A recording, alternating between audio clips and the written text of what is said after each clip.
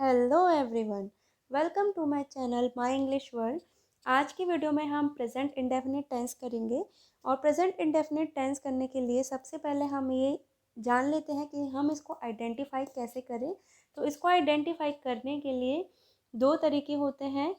ऐसी वर्ब या ऐसे एक्शन जिनको हम डेली करते हैं, ऐसे काम जिनको हम डेली करते हैं या फिर रेगुलर इंटरवल पर अक्सर करते हैं, वहाँ पे हमारा होता है प्रेजेंट इंडेफिनिट टेंस। दूसरा है ऐसे सेंटेंसेस जो कि यूनिवर्सल ट्रूथ को दिखाते हैं, जैसे पृथ्वी सूर्य के चारों ओर चक्कर लगाती है, सूर्य पूर्व से निकलता है और पश्चिम में छिपता है। तो ये जो सेंटेंसेस हैं ये है प्रेजेंट इंडेफिनिट टेंस। इसको और भी सिंपलेस्ट टर्म में समझने के लिए, जिसको हम पुराने टाइम से फॉलो करते आ रहे हैं, मैंने भी करा है, आपको भी यही तरीका बता रही हूँ। जिन सेंटेंसेस के एंड में ता है, ते है आता है, वहाँ होता है प्रेजेंट इंडेफिनिट टेंस। अभी मैंने जो एग्जाम्पल यूज़ किए, जैसे पृथ्वी सूर्य के चारों ओर चक्कर लगाती है, इसमें एंड में ती आ रहा है जो कि ये बता रहा है कि यहाँ पे प्रेजेंट इंडेफिनिट टेंस है। तो सिंपलेस्ट टर्म में ऐसे सेंटेंसेस जिसके एंड में ता है, ती है, ते है आ रहा है, वहाँ से आपको पहचान, वहाँ से आप आइडेंटिफाई करते हो कि ये वाला जो टेंस है ये प्रेजेंट इंडेफिनिट टेंस है। दूसरा तरीका, ऐसे एक्शन जो कि हम डेली करते हैं या रेगुलर इंटरवल पे करते हैं, वो होते हैं हमारे प्रेजेंट इंडेफिनिट टेंस। इसको हम रूल के तरीके से समझते हैं कि जब हम इसको बनाते हैं तो ऐसा कौन सा रूल है जिसको हम फॉलो करते हैं। ये रूल है एफर्मेटिव का, जो हमारे सिंपल सेंटेंसेस होते हैं जिसमें नॉट या इंटेरोगेटिव क्वेश्चन वाले वर्ड नहीं आते हैं।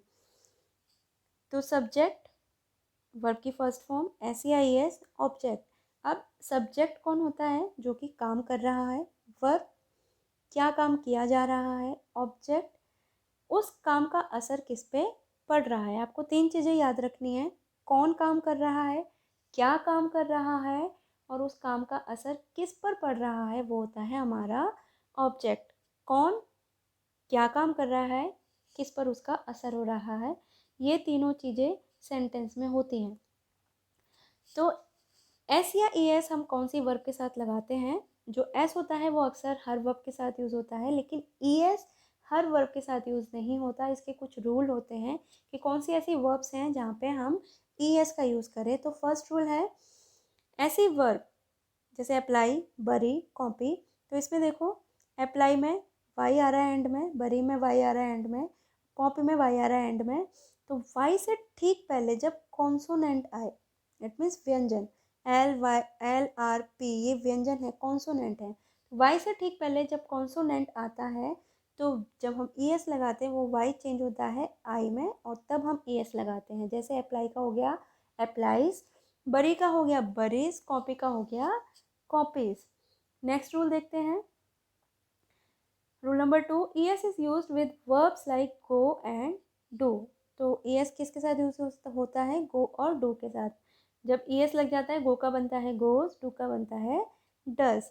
रूल नंबर 3 में ई एस यूज होता है किन वर्ब के साथ? ऐसी वर्ब जिनके एंड में सी एच आता है, एस एच आता है, डबल एस आता है, एक्स आता है और जेड आता है। वर्ब्स एंडिंग च, श, स, एक्स एंड जी।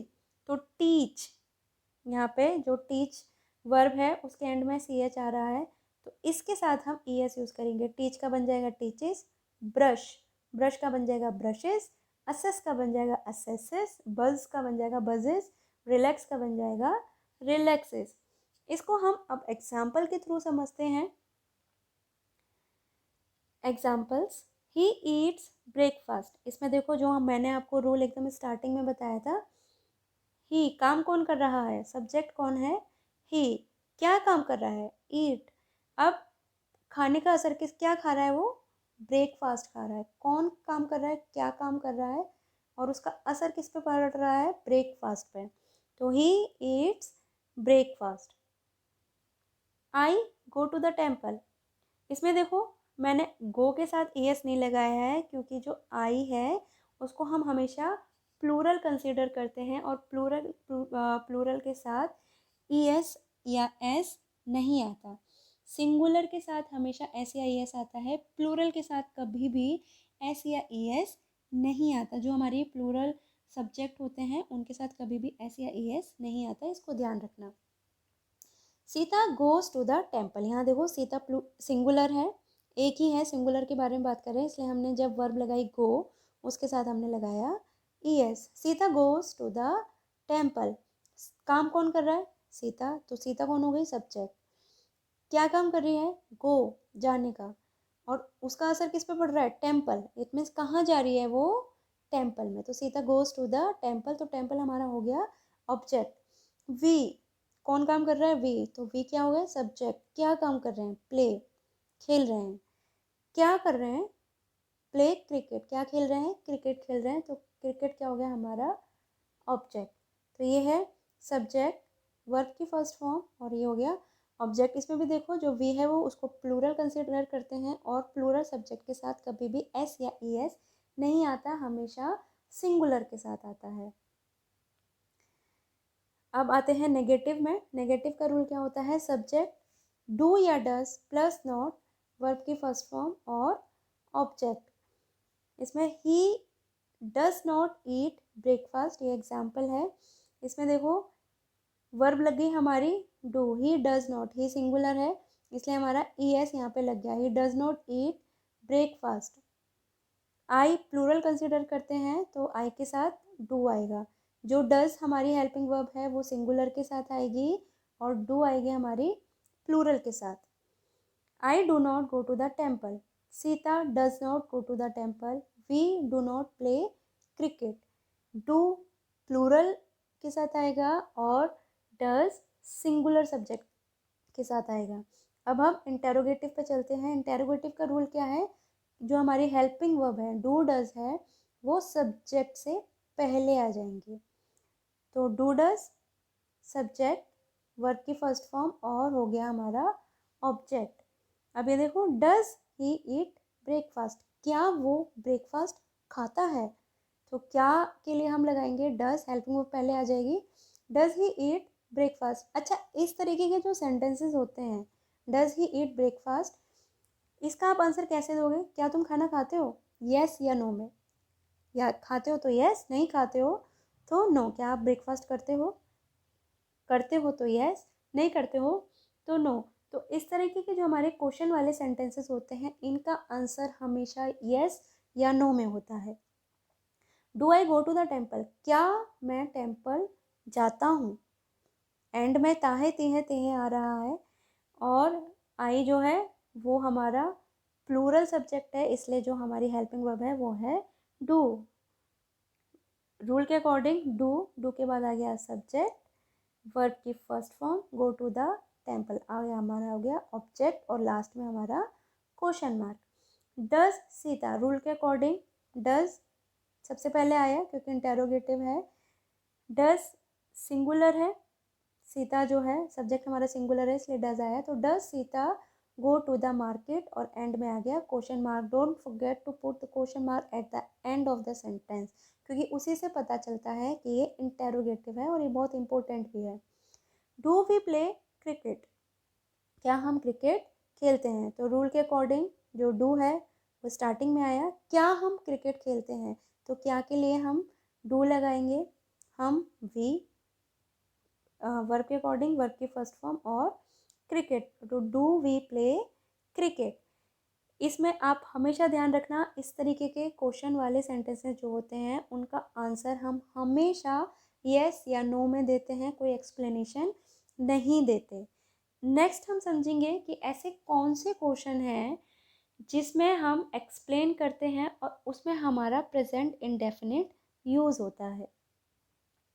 ये देखिए, पहले हम उन सेंटेंसेस को करने से पहले इंटेरोगेटिव और नेगेटिव को कर लेते हैं। तो उसका रूल होता है इंटेरोगेटिव है तो डू डज हमारा पहले आ जाएगा, और डू डज हमारा पहले आ जाएगा, इसके अलावा सब्जेक्ट प्लस नॉट, वर्ब की फर्स्ट फॉर्म, और फिर आ गया हमारा object.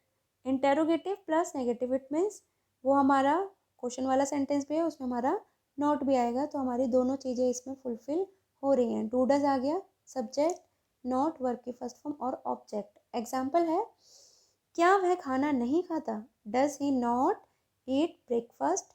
Question mark. Do I not go to the temple question mark. Does Sita not go to the market. Do we not play cricket. ये है इसका एग्जाम्पल इंटेरोगेटिव और negative के। इनका भी आंसर हम यस या नो में ही देंगे। और ऐसे अब हम नेक्स्ट स्लाइड में पढ़ेंगे ऐसे कौन से सेंटेंसेस हैं जिनको हम एक्सप्लेन करते हैं। जैसे WH फैमिली वाले जो हमारे वर्ड होते हैं इनको हम यूज़ करते हैं। जैसे WH फैमिली सेंटेंसेस, ये क्वेश्चन वाले सेंटेंसेस होते हैं जिसमें हम एक्सप्लेन करते हैं और इसमें हम प्रेजेंट इंडेफिनिट टेंस का यूज़ करते हैं। जब भी आप क्वेश्चन बनाते हो आपको बड़ी दिक्कत होती है क्वेश्चन बनाने में कि हम कौन सी हेल्पिंग वर्ब लगाएं। जैसे हम हिंदी में बोलते हैं तुम वहाँ पे क्यों नहीं जाते हो, तो इसका हम आंसर यस या नो में नहीं दे सकते, हमें इसमें एक्सप्लेन करना पड़ेगा। तो एक्सप्लेन करने के लिए हमें कौन से वर्ड चाहिए, WH फैमिली वाले। WH फैमिली वाले वर्ड कौन से होते हैं, why, where, what, when, how, whom, ये हैं हमारे WH फैमिली वाले वर्ड। तो जब ये वर्ड लग जाते हैं तो उसका आंसर देने के लिए हमें उसमें एक्सप्लेनेशन देनी होती है। तो इसको हम कैसे यूज़ करेंगे, इसका रूल क्या होता है, सबसे पहले WH फैमिली वाले वर्ड लगते हैं, उसके बाद डू डज जो हमारा इंटेरोगेटिव वाला रूल था वो सारा फॉलो हो जाएगा, फिर आता है सब्जेक्ट, फिर आएगी वर्ब की फर्स्ट फॉर्म और फिर आएगा ऑब्जेक्ट। एक बार दोबारा से सुन लें, WH फैमिली वाला वर्ड पहले आ जाएगा, उसके बाद आएगा हमारा डू या डज, उसके बाद आएगा हमारा सब्जेक्ट, उसके बाद आती है वर्ब की फर्स्ट फॉर्म और उसके बाद आता है ऑब्जेक्ट और फिर आता है क्वेश्चन मार्क। एग्जाम्पल्स हैं, when does he eat breakfast, वो अपना ब्रेकफास्ट कब करता है। यहाँ पे देखिए इसका आंसर हम येस या नो में नहीं देंगे। अगर मैं इसको यहाँ से हटा दूँ, व्हेन को मैं हटा दूँ, खाली डज ही ईट ब्रेकफास्ट इसको पढ़ूँ, डज ही क्या वो ब्रेकफास्ट करता है, तो इसका आंसर मैं येस या नो में दूंगी। लेकिन अगर मुझे एक्सप्लेनेशन चाहिए वो ब्रेकफास्ट कब करता है, तो वहाँ पे मैं लगाऊंगी व्हेन। डज से पहले व्हेन आएगा कि वो ब्रेकफास्ट कब करता है, when does he eat breakfast. And में ताहे तिहे तिहे आ रहा है, क्वेश्चन वाला सेंटेंस है, उसके लिए एक्सप्लेनेशन चाहिए जिसके लिए हमें WH फैमिली वाला वर्ड चाहिए। Why do I go to the temple, मैं टेम्पल क्यों जाती हूँ, इसका भी आंसर हम येस या नो में नहीं दे सकते क्योंकि वाई लग गया, एक्सप्लेनेशन चाहिए अब हमें। How does Sita go to the market, जो सीता है वो कैसे मार्केट जाती है। Where do you play cricket, कहाँ तुम क्रिकेट प्ले करते हो। तो बहुत इजी है ये और आप इसकी प्रैक्टिस करेंगे तो आपको और भी ज़्यादा इजी लगेगा। जब आप खुद से करते हैं तो आपको चीज़ें बहुत अच्छे से समझ में आती हैं। ये देखिए अगर हम वेयर को उठाते तो पूरा हमारा जो रूल है वो इंटेरोगेटिव वाला लगा हुआ है, केवल उससे पहले हमें WH फैमिली वाले वर्ड लगाने हैं क्योंकि हमें अब इसके एक्सप्लेनेशन चाहिए। तो हम WH फैमिली वाले वर्ड लगाएंगे और इस तरीके से हम क्वेश्चन भी फ्रेम करते हैं और ये हमें हमारे सेंटेंस फॉर्मेशन में भी मदद करता है, क्वेश्चन बनाने में भी मदद करता है। Don't forget to subscribe my channel. Next video में हम इसके और भी एग्जाम्पल्स करेंगे ताकि हमें ये और भी अच्छे से समझ में आ जाए। Till then have a nice day.